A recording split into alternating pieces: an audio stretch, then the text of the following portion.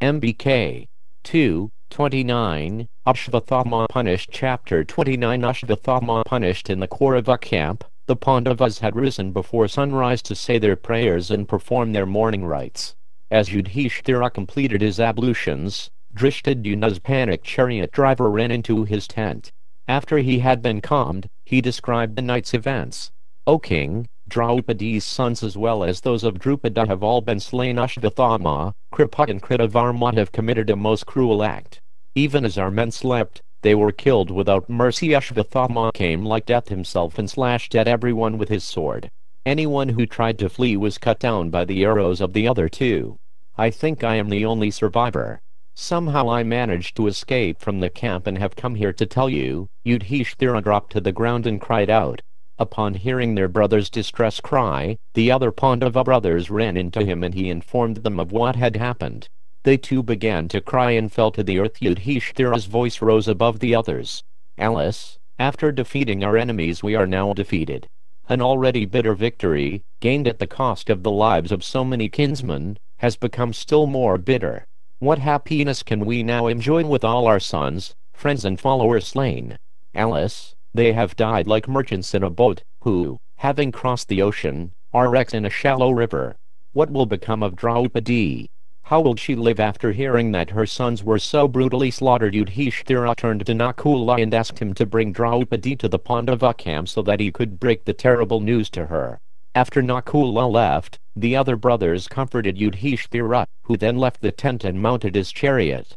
Accompanied by his brothers and Satyaki, who had stayed with them in the Kaurava camp, he made his way to his own camp. As Yudhishthira entered the camp he saw the ground littered by bodies. Severed heads and limbs lay strewn about, birds pecking at them and beasts tearing them apart. Seeing how the men had been slain without armor or weapons, the Pandavas seized their weapons and looked about wildly for signs of the killers. Upon not finding Asvatthama or his party, they tearfully entered their son's tent and found the 5 headless corpses still lying on their beds. Horrified, they wailed in sorrow. Yudhishthira, feeling responsible for all the deaths, fell trembling to the ground. As Yudhishthira's brothers tried to comfort him, Nakula entered the tent with Draupadi. As soon as she saw her sons' bodies she dropped senseless to the earth. Sprinkling her face with cool water, Bhima raised her and held onto her as she stood shaking uncontrollably. Her delicate face was darkened with grief, resembling the sun covered by storm clouds. Supported by Bhima, the Panchala princess said, "By good luck, O king, you have regained the earth after conquering your enemies. By good luck your thoughts do not dwell on Subhadra's son, that mighty armed hero who was so cruelly killed by the Kauravas. Now it is my own sons who have been slain through sin. Seeing how they have been killed by Drona's vicious son even while they slept, I burn with unbearable grief. If that wretch does not pay for this crime, then I will die. I promise to observe the prayer vow and fast until death." Draupadi sat down and assumed a yogic posture, her legs folded by her side and her arms outstretched. "I will not move from this spot until you bring me the shining jewel from Asvatthama's head." Having slain him like a beast, Yudhishthira consoled the weeping princess. Draupadi looked up at Bhima and implored, mindful of a kshatriya's duties, "O Bhima, kill that wretch like Indra killed Shambhara. There is no man in the world who can equal your prowess. Again and again you have been my refuge, and indeed the refuge of all your brothers. Remembering those deeds, kill Drona's son and be happy." Draupadi's voice was a wail. She covered her tear-streaked face with her hands. Her head fell to her breast and she wailed piteously. She could not get the sight of her 5 headless sons out of her mind. Repeatedly beating her chest, she filled the tent with her loud sobs. Bhima looked around at the carnage caused by Asvatthama. His eyes blazed and his huge chest rose and fell rapidly. He lifted his mace, still blood-stained from his battle with Duryodhana.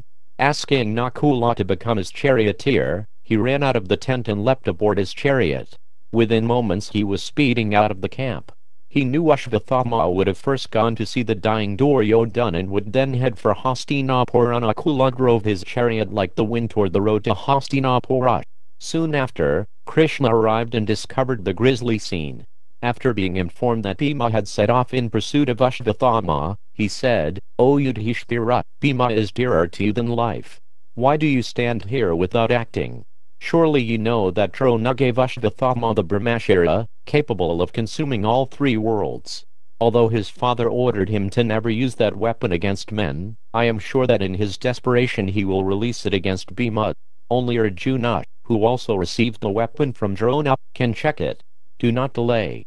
Order him to go after his brother. I will go with him. Kṛṣṇa reminded Yudhishthira of an incident which had occurred many years ago in Dwaraka, which indicated Asvatthama's shameless and brazen nature. Knowing that there was no weapon more powerful than Kṛṣṇa's Sudarshana discus, he had gone to Dwaraka and asked Kṛṣṇa to exchange it for the Brahmashara. Kṛṣṇa had said, smiling, "The discus is here by my side, O hero. You may take it freely. I do not wish to have your weapon in exchange." But even after exerting all his strength, Asvatthama could not move the discus. When he gave up, Kṛṣṇa asked why he desired the discus. Asvatthama replied, "If I had managed to take it, I would have challenged you to battle, O Yadu hero. After defeating you, and holding your discus, I would then have been the most powerful man on earth. You must stop him at once." Kṛṣṇa concluded, "He is wrathful, wicked and cruel. Let us leave immediately." Yudhishthira agreed. Kṛṣṇa spoke consoling words to Draupadi and, after bowing to Yudhishthira, headed out of the tent. Preparing to follow him, Arjuna said to Draupadi, "O gentle lady, when I behead that Brahmin, I will present you with his head. Then I will wipe the tears from your eyes and pacify you. After burning your sons' bodies, you can then take your bath standing on his head." Arjuna spat out the words that Brahmin. He knew it was forbidden to kill a Brahmin, but by his behavior Asvatthama had shown himself to have fallen far from the path of Brahminical life. Kṛṣṇa's charioteer, Dwaraka, still ready, stood just outside the tent. The chariot was yoked to his 4 horses, Shaibhaya, Sugriva, Meghapushpa and Balarika. They stood still as Kṛṣṇa and Arjuna climbed onto the chariot. Dwaraka gave the command and the chariot moved off, quickly and smoothly picking up speed. The celestial standard, bearing the emblem of Garuda and decked with gold and gems, fluttered in the breeze as the chariot traveled rapidly toward Asvatthama. Within a short time they caught up with Bhima, who could not be deterred from pursuing Asvatthama. Thinking only of the grieving Draupadi, he raced on with his mace held aloft. The 2 chariots sped toward the Ganges. When they reached its banks they saw Asvatthama amid the rishis. Drona's son had sought their shelter in hopes of being protected from the Pandavas. He knew there was nowhere within the world, indeed the 3 worlds, where he could hide from Arjuna and Kṛṣṇa. He had thus entered among the Brahmins, knowing of the Pandavas' respect for them. He sat in their midst, clad in only a deerskin. Bhima leapt from his chariot and ran toward him with a roar. Asvatthama looked up and saw the furious Pandava charging, as well as Arjuna and Kṛṣṇa standing on their chariot nearby. Shiva's terrible power had left him as soon as he had emerged from the Pandavas' camp, and he was terror-stricken when he saw the 2 mighty Pandavas and Kṛṣṇa. He thought of the Brahmashara. That irresistible weapon was his only hope. Taking up a reed of kusha grass, Asvatthama recited the incantations to invoke the Brahmashara. Seeing this, Kṛṣṇa shouted to Bhima to stop. The Pandava obediently halted in his tracks. As Asvatthama invoked his weapon, a glaring light spread in all directions. Witnessing the blinding force of the most powerful of all the Brahma missiles, which even he had never seen before, Arjuna offered prayers to Kṛṣṇa. "My dear Lord Kṛṣṇa, you are the almighty personality of Godhead. There is no limit to your different energies. Therefore, only you are capable of instilling fearlessness in the hearts of your devotees. Everyone in the flames of material miseries can find the path of liberation in you only. You are beyond the illusion of this world and nothing is unknown to you. Therefore kindly tell me, what is this blazing light which threatens to consume everything? Know from me that this is the all-powerful Brahmashara. This wicked man, afraid of imminent death, has thrown the weapon. But, oh poor thought, he has no knowledge of how to withdraw it." Kṛṣṇa knew that Drona had not fully instructed his son on how to use the weapon, realizing that he would likely abuse its power. Now he had desperately released it, not caring that it could destroy the world even with himself in it. Kṛṣṇa urged Arjuna to counter the weapon. "Release your own Brahma missile, oh poor thought, which will combine with Asvatthama's. Then you may withdraw both." Arjuna immediately touched Kṛṣṇa's feet and thought of the mantras to invoke the weapon. He released the missile and it met with Asvatthama's in the sky. A great circle of blazing light filled the heavens. It appeared as if a second brilliant sun had risen and was about to burn the universe to ashes. Vyasadeva was sitting among the rishis on the bank of the river. Witnessing the combined power of the two Brahma weapons, he became alarmed. He ran over to Asvatthama and said, "O Brahman, what are you doing? Why have you thrown this weapon? It will destroy the world. Withdraw it at once." Asvatthama looked at the rishi but made no reply. He was unable to withdraw the weapon, but he could redirect it to another target. Asvatthama saw that his attempt to kill Arjuna and Krishna was being thwarted. His own powers were no match for Arjuna's superior military skills. Asvatthama realized that death now stared him in the face. Surely the Pandavas would show him no mercy. Frustrated and filled with despair, he remembered that Uttara, Abhimanyu's wife, was pregnant with the child conceived before the prince's death. She was carrying the last of the Kuru line. Asvatthama's mind raced. It was the proud Kurus who had killed his father, and who were about to kill him too. Deciding that if he was to die he would take the last hopes of the Kuru house with him, Asvatthama concentrated on Uttara, and, in particular, on the child in her womb. He uttered mantras to redirect the Brahmashara and it flew toward the Pandavas' camp, where Uttara had gone with Draupadi. Unaware of Asvatthama's evil desire, Arjuna chanted the mantras to withdraw his own weapon, and the brilliant glare in the sky gradually subsided. Seeing that the danger had passed, Vyasadeva returned to his place amid the sages, who were in the midst of performing a sacrifice to Vishnu. In the Pandavas' camp, Uttara suddenly felt herself in danger. She was not sure of the cause, but could sense the approach of something. The beautiful princess, still only a young girl, fell to the ground. Her limbs trembled and she felt apprehensive. Terrified, she offered prayers to Krishna, whom she saw as her only shelter. Folding her palms and bowing her head, she said, "O Lord of Lords, Lord of the universe, you are the greatest of mystics. Please protect me, for there is no one else who can save me from the clutches of death in this world of duality." Hearing her heartfelt prayer even as he sat on the chariot with Arjuna, Krishna, who understood Asvatthama's intentions, at once expanded his personal energy to protect Uttara. He entered her womb in a mystical form and covered the child. As the Brahmashara approached, it was neutralized by Krishna and sent harmlessly into the sky. Uttara and the other Pandava ladies looked with wonder at the missile as it rose upwards like a blazing comet. Surely Krishna had saved them all from certain death. After withdrawing his celestial Brahma weapon, Arjuna fired another weapon at Asvatthama, which immediately bound him with strong cords. Leaping from Krishna's chariot, he ran over to Asvatthama and seized him by the hair, dragging him up onto the chariot. Although capable, Arjuna was reluctant to kill the son of his teacher. Seeing Arjuna sparing Asvatthama's life, Krishna said, "O poor thought, you should not show mercy to him. He is no Brahmin. He has killed innocent boys in their sleep. This is always against religious codes. His sins have been great. You should kill him for his own good. Otherwise, he will descend into hell. Furthermore, you have promised Draupadi that you will bring her the head of her son's killer. Do not hesitate. He has brutally murdered your family members and deserves death at your hands without doubt. Having blighted his own family name, he is but the burnt remnants of his dynasty. Kill him at once." Throwing Asvatthama to the chariot floor, Arjuna replied, "I do not feel able to kill him, O Krishna. How could I perpetrate an act so painful to my own Guru's heart? If it is your order, then it will be done, but for myself, I would rather take him to Yudhishthira to hear his judgment." Draupadi, too, may decide what should be done with this wretch. Krishna nodded or couraged on his horses, and in a short while they arrived at the camp. Bhima, following just behind Arjuna, dragged Asvatthama before Yudhishthira and Draupadi, saying, "Here is the killer of our sons. What should be done with him now?" The soft-hearted Draupadi felt compassion for Asvatthama, who sat with his head down. As he was a Brahmin, she folded her palms in respect and said, "Release him, Arjuna, for he is the son of your martial teacher. It is said that the son is one with his father, and thus it is as if Drona himself were here." Indeed, Drona's wife did not ascend his funeral pyre because she had a son. Killing Asvatthama will cause her, our worshipful superior, grief and cannot be in accord with religious principles. My lord, do not make her cry like me.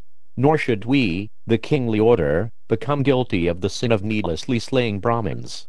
Such a sin can burn the whole body of a royal family to ashes. Yudhishthira, approving Draupadi's words, said, "Excellent, excellent.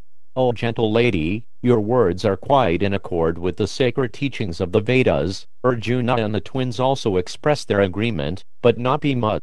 "We need show this man no mercy. He has mercilessly killed sleeping men for no purpose other than his own interests. Killing him is the only fitting punishment." Bhima advanced menacingly toward Asvatthama with his fists clenched. His eyes were wide with fury and he ground his teeth. Draupadi quickly came between him and Asvatthama, who still said nothing and stared at the ground. Seeing the conflict, Kṛṣṇa moved forward and placed a hand on Bhima's shoulder, telling him to be peaceful. Turning to Arjuna, he said, "A Brahmin, even when guilty of sin, is not to be killed, but if he is an aggressor, he must be killed. All these rulings are in the scriptures. You should act accordingly. You have to fulfill your promise to your wife, and you must also act to Bhimasena's satisfaction and mine. We both want you to kill this culprit." Arjuna looked at Kṛṣṇa, who appeared to have 4 arms as he stood holding Bhima at bay and comforting Draupadi. He could understand Kṛṣṇa's equivocal instructions. Asvatthama should both be killed and not killed. Taking out his razor-edged sword, he grabbed hold of Asvatthama's top knot and severed the hair along with the shining jewel that bound it. The jewel was the repository of Asvatthama's mystic power, and as it was removed, he shriveled and collapsed. Presenting the jewel to Draupadi, Arjuna said, "Here is the gem you desired. O beautiful lady, Asvatthama is now as good as dead, for to cut off the hair of a powerful warrior is equal to killing him." Indeed, the Vedas also prescribe such punishment for fallen Brahmins, but they never sanction killing the body. Bhima praised Arjuna for his intelligent act which had satisfied everyone. He led Draupadi to a nearby couch and sat her down as Kṛṣṇa spoke to Asvatthama. "O son of Drona, all wise men will know you as a coward and a wretch from now on. You will have to endure the fruits of your sinful acts. For 3,000 years you will wander the earth, afflicted by disease and completely alone, unable to speak to anyone. Wretched and foul-smelling, you will dwell in deep forests and dreary wastelands. At the end of this period, purified at last of your sins, you will ascend to the higher regions. Go now, O wicked man." Arjuna and Bhima dragged Asvatthama to his feet and, unbinding him, drove him from the camp. Deprived of his jewel and cursed by Kṛṣṇa, his power was gone and he disappeared into the woods to begin his lonely exile. After his departure, Yudhishthira sorrowfully asked Kṛṣṇa how Drona's son had been able to kill the warriors in their camp. "I cannot see how it was possible that the sinful Asvatthama could slay Drishtadyumna and so many other powerful fighters. Tell me, O Kṛṣṇa, what power possessed him?" Kṛṣṇa explained how Asvatthama had worshipped Shiva and obtained from him the power to kill the warriors. "But know from me that their time had come. Having carried out my will, they have now reached everlasting regions of bliss. Therefore, O king, you need not lament for them." Kṛṣṇa consoled Yudhishthira with Vedic wisdom, while the other Pandavas and their women listened to his words.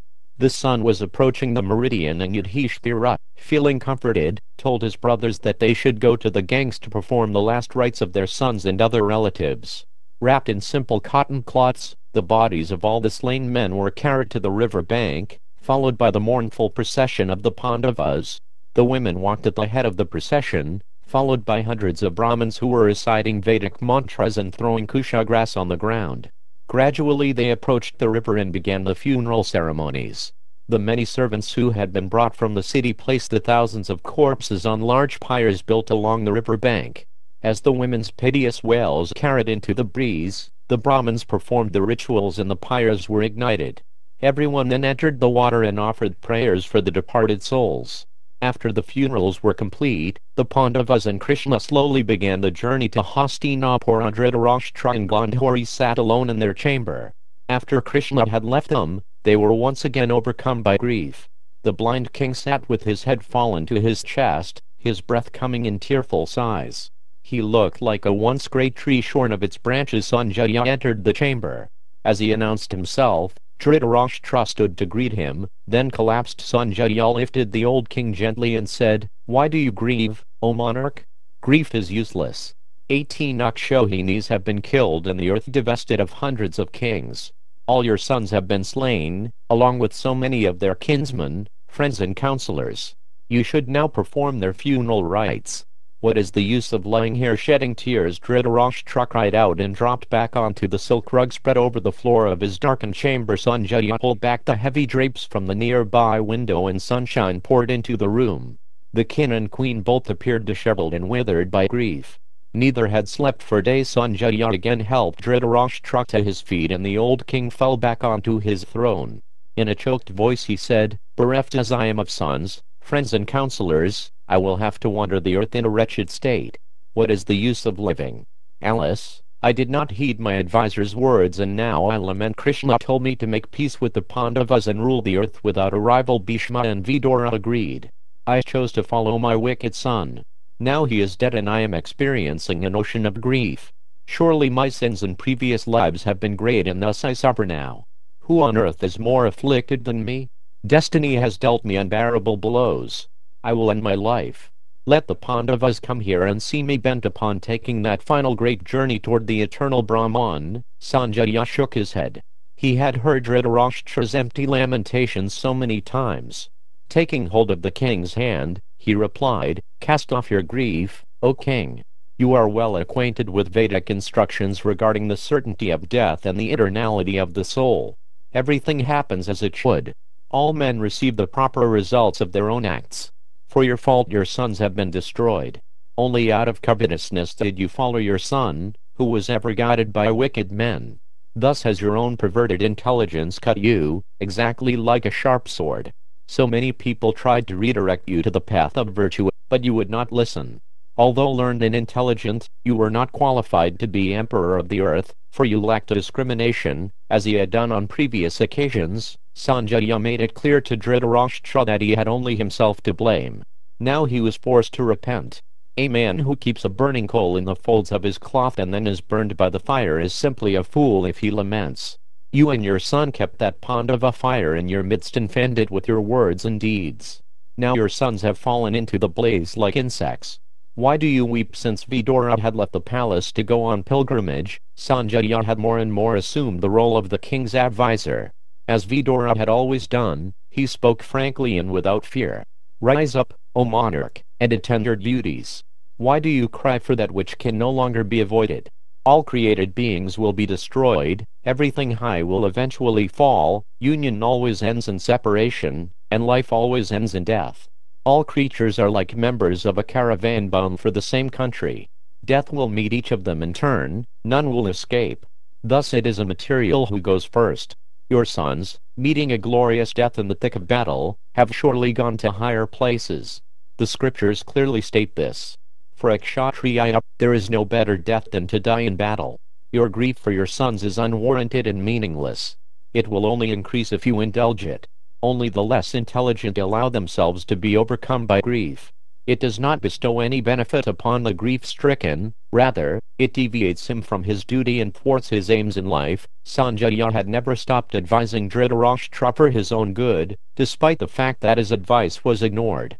Now that the king had lost everything, he would be far more likely to take good counsel seriously. Sanjaya spoke for some time, repeating the wisdom he had heard from the rishis. Dhritarashtra listened attentively, encouraging him to continue and feeling a sense of relief from his words. "O king, all men receive the results of their own actions alone. By acting with a desire for profit, one attains only repeated births in this world along with their concomitant sufferings. Those who are wise act only to achieve liberation. By surrendering their acts unto the Supreme, they free themselves from the bondage of work. One who does his duty only as a sacrifice for the pleasure of Vishnu will surely rise to regions of deathlessness where eternal happiness is enjoyed. Those whose hearts are possessed by lust and greed for material enjoyment, however, will continue to suffer." Dhritarashtra felt Sanjaya's reprimand. Repenting his foolishness, he rose from his throne and again fell to the floor. Gunhori wept silently as Sanjaya attended to him by sprinkling cool, perfumed water on his face. While the old charioteer consoled Dhritarashtra, Vyasadeva entered the chamber. He shone with spiritual effulgence, seeming to glide across the chamber as he approached the king. Hearing that the sage was present, Dhritarashtra got up to welcome him and said, "Alas, O Lord, I am undone. Fie on this world and fie on humanity. All our pains have their root in the state of human existence. How can one tolerate the pain of losing one's wealth and all one's loved ones? The calamity that has befallen me will only end with life itself. Therefore, I shall end my miserable existence today." Dhritarashtra again fell sobbing to the ground. Seeing him in that state, Vyasadeva said, "O mighty monarch, hear my words. You are learned and intelligent. You know everything, so take recourse in that wisdom now. When everything in this world is temporary, why do you grieve for that which is lost? Time itself, making your son the cause, has brought about this destruction. No one can change destiny. I have known destiny's course, settled by the celestials, and I will explain it to you now so that you may find peace of mind." Vyasadeva explained how he had attended an assembly in Indra's court some time ago. There he had seen many great rishis, headed by Narada, and also the goddess Earth herself. The all-powerful Vishnu had come to the assembly, where Earth had beseeched him, "My dear Lord, you have promised to relieve my burden. Let that come to pass soon." Vishnu had replied, "The eldest of Dhritarashtra's 100 sons will accomplish your desire. Through that king, your object will be achieved. Fighting for his cause, all the kings who are exploiting your resources will meet in a fierce battle and slay one another. O beautiful damsel, return and continue to bear the weight of all creatures. Your burden will soon be lightened by the battle." Vyasadeva went on to explain that Duryodhana was an incarnation of Kali, the deity presiding over the impending age of quarrel and suffering. It was by his dark influence that the slaughter had been brought about. Dhritarashtra should not blame the Pandavas. They too had been told by Narada of the arrangement made by the celestials. Filled with grief to hear that they would be involved in such carnage, they had endeavored to avoid it, but Duryodhana would not be swayed. Vyasadeva concluded, "I have thus revealed to you the God's secret, O king. You should not grieve. All the warriors who died are now living in the higher planets in joy. The earth is no longer feeling the burden of them, and a righteous monarch has assumed rulership in the form of Yudhishthira. Thus the world will now be led on the path of virtue. Cast off your sorrow. If the compassionate Yudhishthira sees you in this state, he will give up his life. Take hold of yourself. Spend your remaining days in asceticism and attain the goal of life." Dhritarashtra sighed. Getting to his feet with Sanjaya's assistance, he replied, "O best of rishis, thinking of my sons I am sunk in grief and almost losing consciousness, but your words have convinced me to continue living. Understanding that everything has been ordained by the gods, I will endeavor to put aside my sorrow. Thus will I live." Vyasadeva then disappeared. Feeling comforted, Dhritarashtra and Gandhari retired to their private quarters to rest, having spent the night grieving.